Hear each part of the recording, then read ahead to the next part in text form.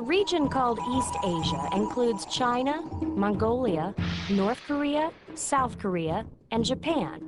East Asia is the location of the continent's longest river, the Yangtze, which flows 3,900 miles eastward through southern China to the East China Sea. The region's hot and rainy summers give rise to a great variety of temperate and tropical vegetation. Here, most people live in relatively small lowland areas near rivers. Population is dense, often exceeding 1,500 persons per square mile. In China, 90% of the population is concentrated in the eastern third of the country. In Japan, most people live in the lowlands, where the large industrialized cities are located. Japan's native religion is Shinto, which has been mixed with Buddhism, a religion also practiced in North Korea, Mongolia, and Vietnam. The religion centers on the worship of ancestors and natural spirits. Kyoto, a historic city west of Tokyo, is home to more than 1,800 Shinto temples and shrines. Gion Matsuri, one of the largest festivals in Japan, began here in 869, when a plague raged throughout the city. To try to stop the plague's destruction, a priest led a procession through Kyoto to appease the Shinto gods. The plague soon ended, and over time the event became a popular festival. During the month of July, musicians play centuries-old songs, and street fairs abound with games and parades. Some of the elaborate parade floats weigh more than 10 tons, and they're often decorated with intricate tapestries from the 15th century. The floats are pulled by festival goers dressed in yukata, lightweight summer kimonos. In Japan, as in the rest of East Asia, people enjoy celebrating the traditions of their history.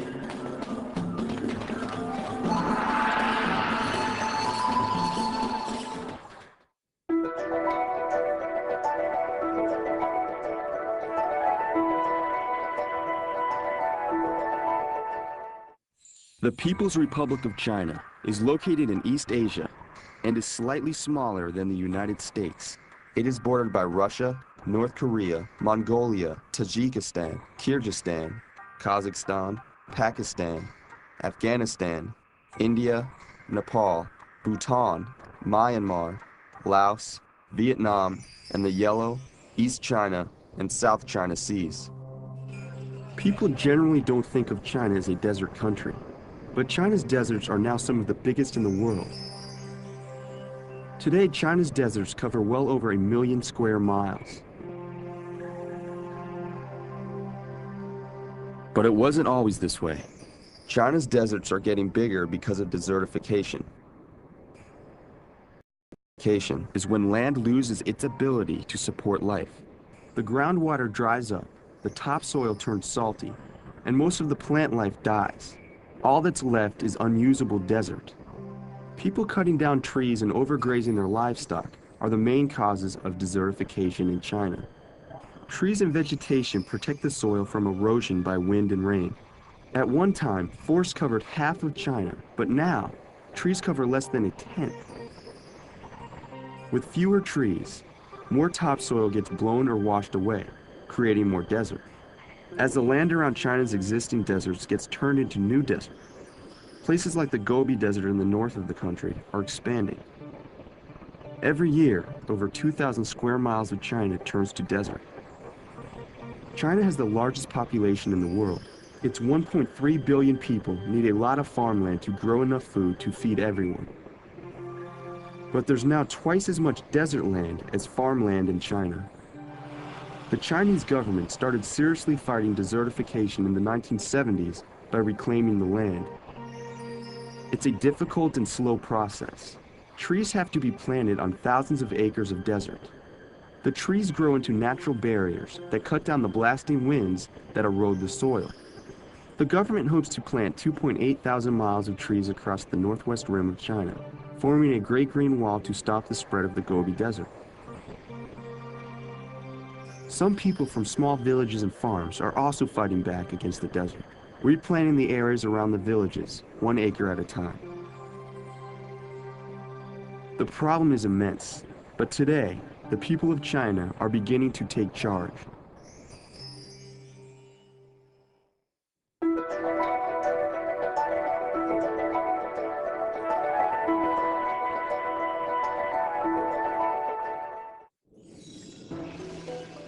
Japan is made up of many small islands.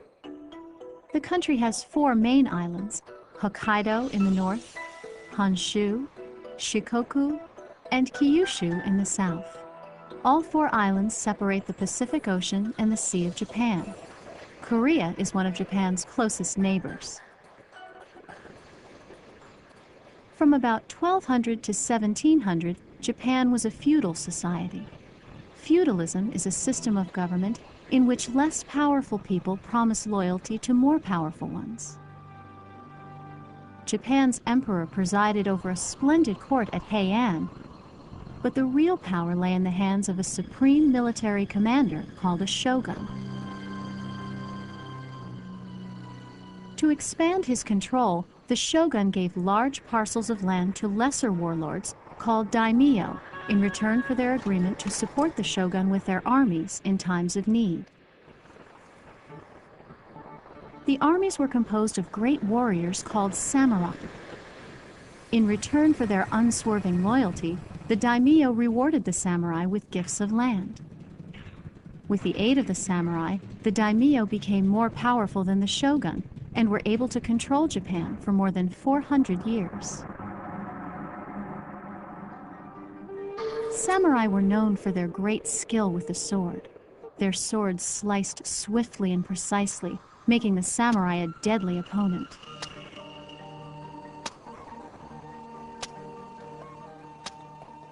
The samurai's sword was said to have a personality of its own. Some were good and some bad.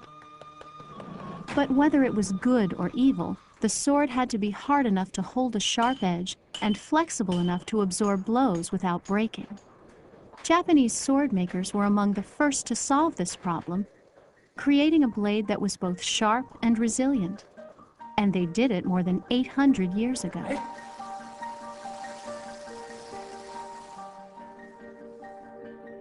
The samurai were known not only for the advanced technology of their swords, they were feared for their ability to use them. Like a chess player, the samurai always thought several moves ahead.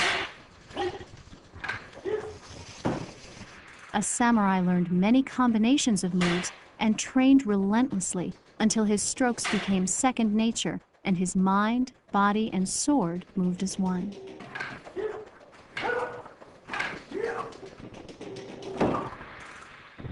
Razor-sharp, flexible swords weren't the samurai's only innovation.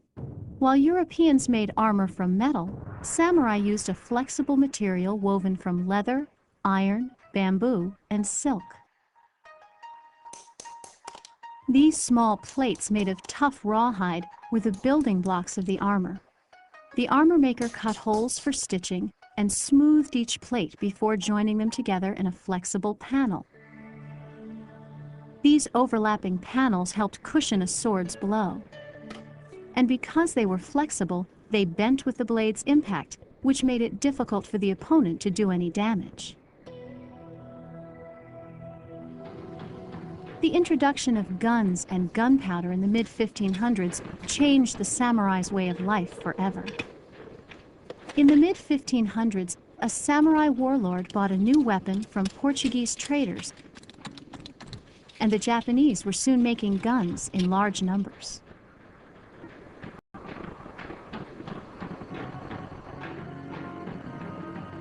Warlords began fighting each other with armies of tens of thousands of warriors, including gunners.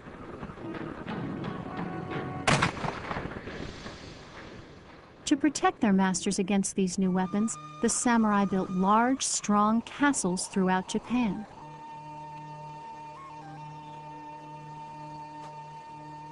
In the early 1600s, the age of samurai warfare finally came to an end. With the help of the gun, one warlord, Tokugawa Ieyasu, defeated all his rivals. The Tokugawa shoguns brought an era of peace and stability to Japan, and the skills of the samurai were no longer needed. Though the samurai are gone, people who are interested in their legendary skills are still learning more about these warriors today.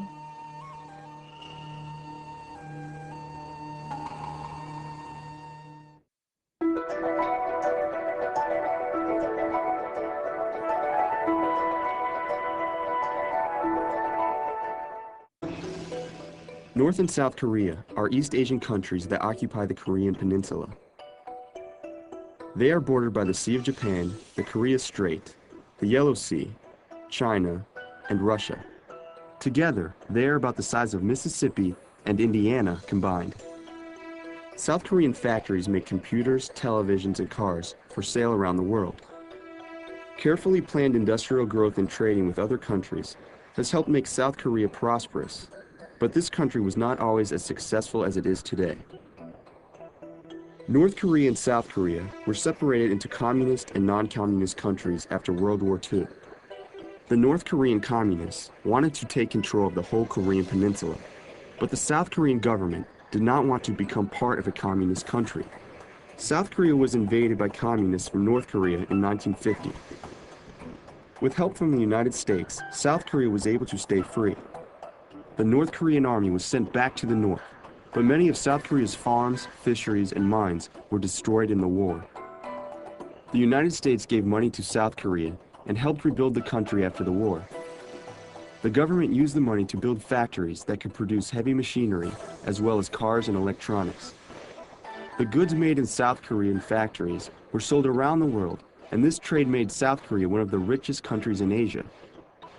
But North Korean factories have not been as productive as those of its neighbor to the south. Today, North Koreans have a much lower standard of living than South Koreans. North Korean factories used to produce iron, steel, and chemicals for sale to other communist countries. But when the former Soviet Union and East Germany abandoned communism, North Korea's government lost these trading partners. As a result, North Korea is one of the poorest countries in the world. North Korea receives donations of food from around the world because it is so poor. These donations are extremely important because they are helping many people in this Asian country survive. North Korea and South Korea are very different countries. One is a communist government, and the other is a democracy. But despite differences in their governments, people living in the North and South are still Koreans. There are people in both countries who hope that the differences between North Korea and South Korea are not great enough to keep the two countries apart forever.